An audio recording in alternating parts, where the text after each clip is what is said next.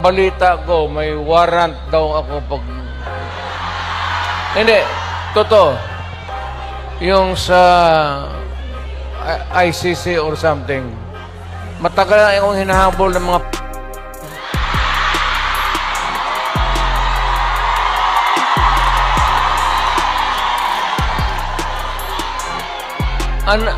Ano man ang kasalanan ko,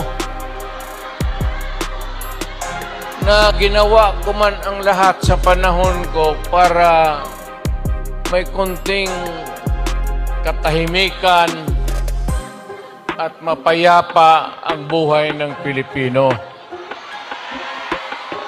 Ang problema nito, ewan ko kung ang tingin ng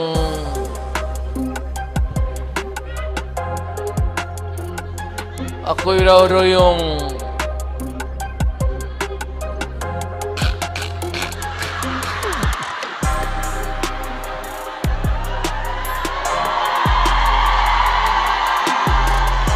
o ganito na lang. Ito ganito na lang. O sasabi ko. Assuming na totoo. Totoo talaga yung naririnig ninyo.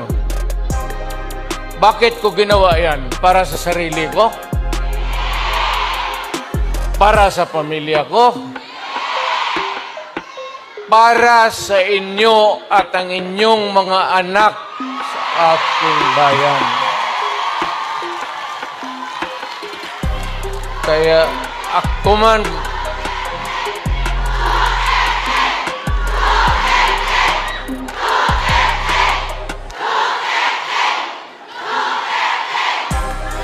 ang higiin ko na lang sa inyo, total, kung ganito man talaga ang swerte ko sa buhay, okay lang, tatanggapin ko yan.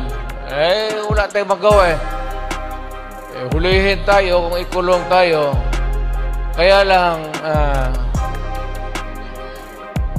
meantime, mag-contribute kayo, mas kayo $5, $10, para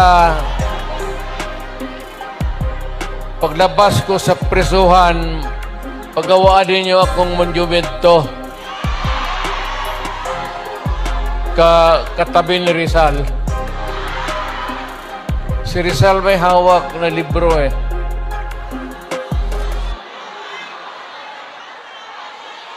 akin